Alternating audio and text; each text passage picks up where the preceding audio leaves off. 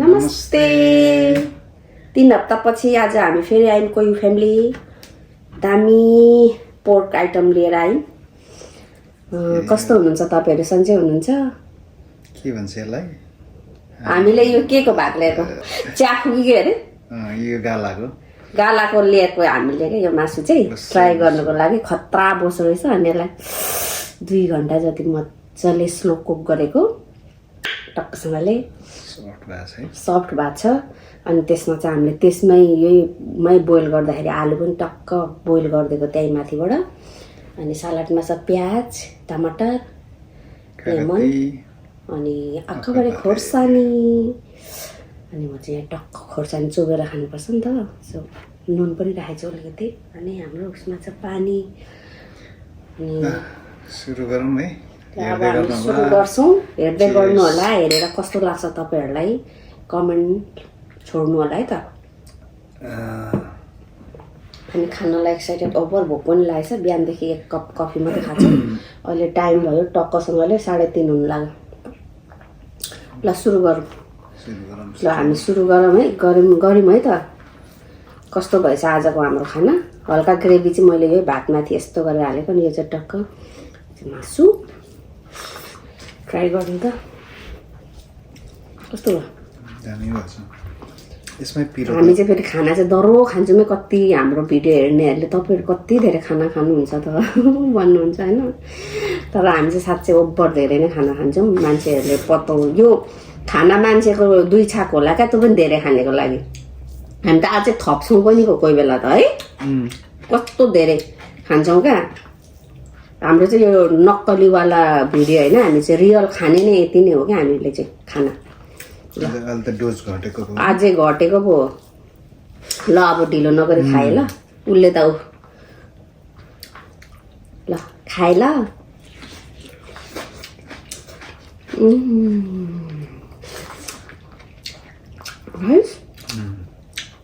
अन्त आलु पनि पाकेर है।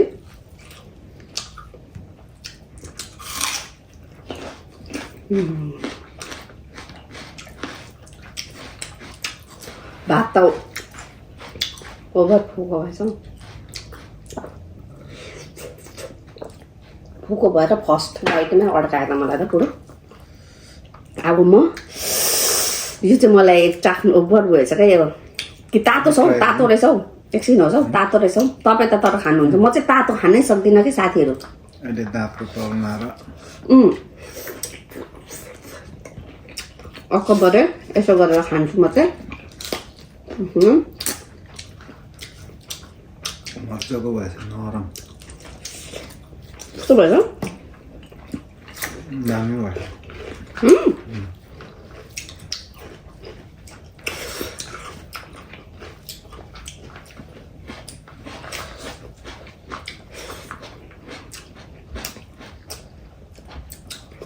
यहाँ पनि पिरो छ तर पनि अक्कबरे पनि टोइका।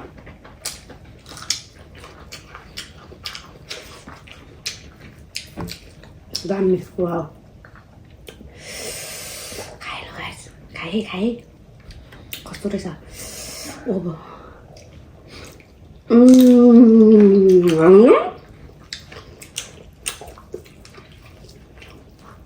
पुरो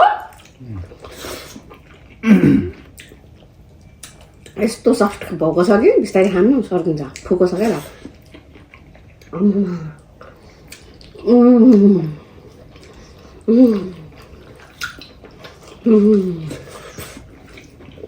भोक लागेको छ।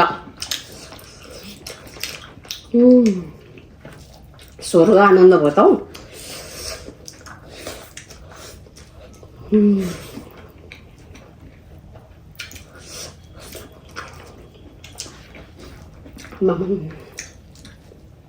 भात फुको भएर आज मलाई पानी धेरै चाहिन्छ जस्तो छ। अब त पानी नै नखाने थिएँ। पुरै भात एकदम फुल्लो बनाएको त। अब खान्छ म त।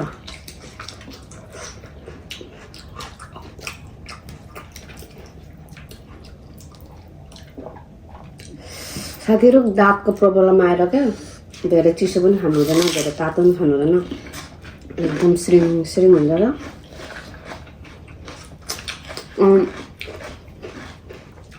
धेरै चाम्रो पनि खानु हुँदैन। अब त यस्तै स्लो कुक गर्दै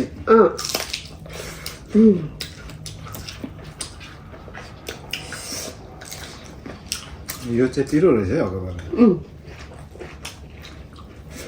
मैले अघि एउटा खाइसकेँ, अब यसले पुग्छ।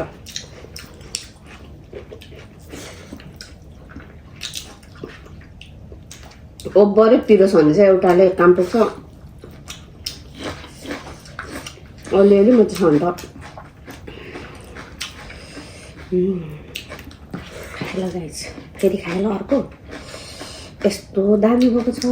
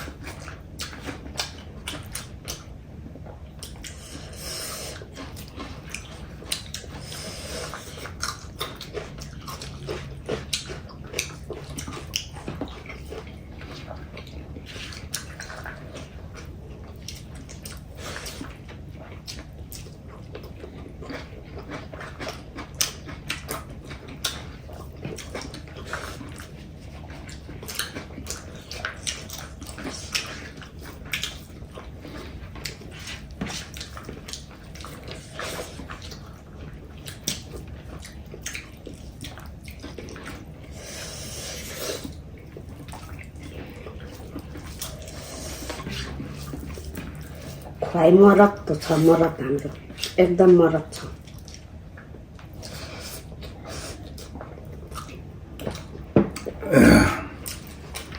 त्यत्रो खाना खान्छौँ। पहिला त म मोटी नै हो साथीहरू, अहिले चाहिँ अलिक घटाएको नि त। तर कसरी वेटलाई कन्ट्रोल गर्ने रहेछ भन्ने कुरो चाहिँ अब थाहा पाएँ नि त मलाई। खान्छु, म गर्व खान्छु। तर साथीहरूले नि कसरी चाहिँ तिमीले यत्रो धेरै खाएर पनि उयो गरेको भन्छ। अनि मैले भन्ने त हेगा वान्स अ मिल अर्डर क्या साथीहरू। एकचोटि खाने टन्ने होइन, एकचोटि खाने टन्ने 12 घन्टासम्म 16 घन्टासम्म भोक लाग्दैन मलाई। अनि 12 घन्टा त जहिले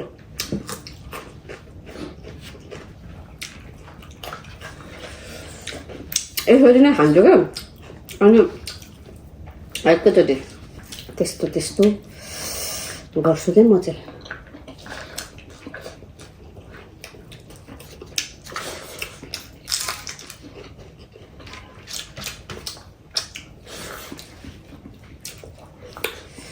मलाई चाहिँ त्यसले काम दिइरहेको छैन। मलाई अमिलो त कस्तो खानु मन छ कि फेरि दाँतमा उयो गर्छ कि जस्तो लाग्यो। श्रृङ्ग होला कि भनेर नि होइन, डाइरेक्ट नटोको कि त्यो मासुमा निचेर नत्र भातमा दुईवटा खाएको त ओभर उयो भयो। योहरू यसरी खाऊ।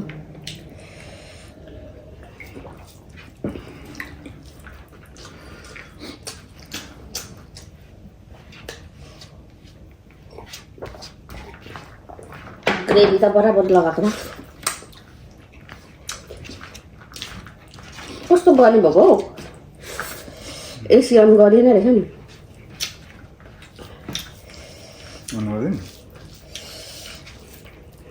अन गरिदिनु गर्ने हो।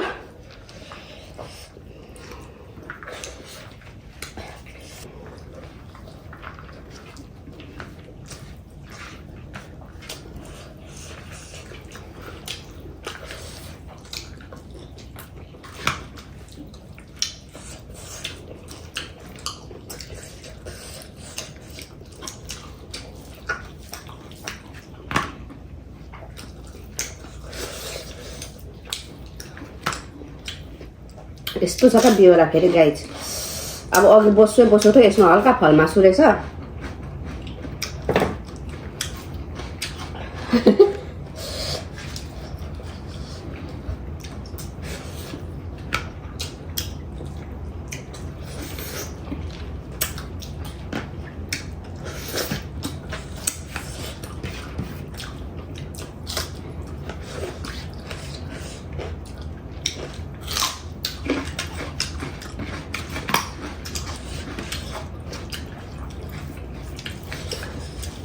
खाना खान्थ्यो बुढो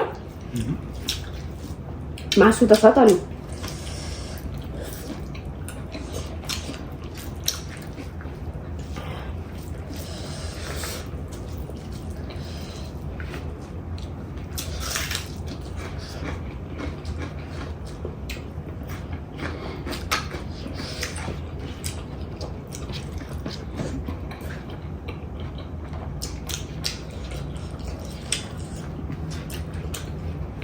खाउने मासु कि यिनीहरू कति स्वाद बगेको छैन सोधेर ल यस्तो पिरो भएछ उसलाई पनि छैन सानो छानेको झन् मैले हो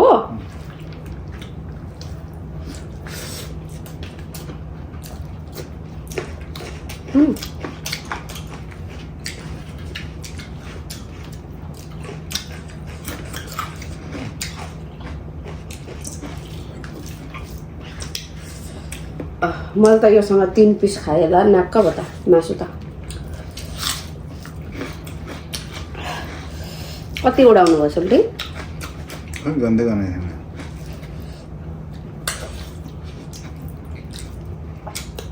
कति केजी लिएको यो हामीले 1.5 केजी न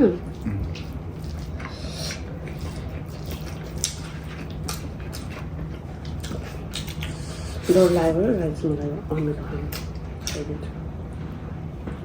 दाँतले क्या कस्तो किनभने दाँतले अमिलो खाँदाखेरि दाँत उयो भएको थियो क्या बुढा झन् दुखेको थियो क्या त्यही भएर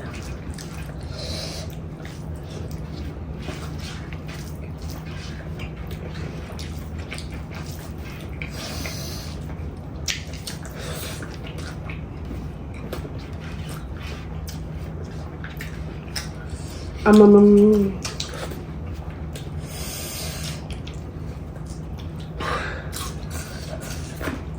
यस्तो धेरै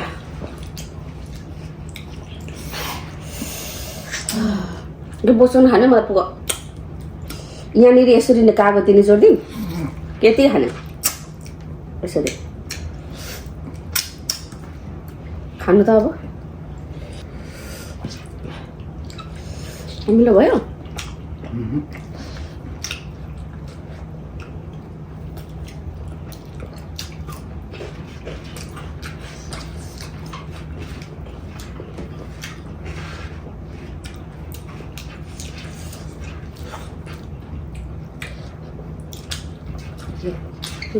सुर्लुक्क माथिको चुट्टा राख्नु रहेछ आम्बो सुर्लुक्क भएन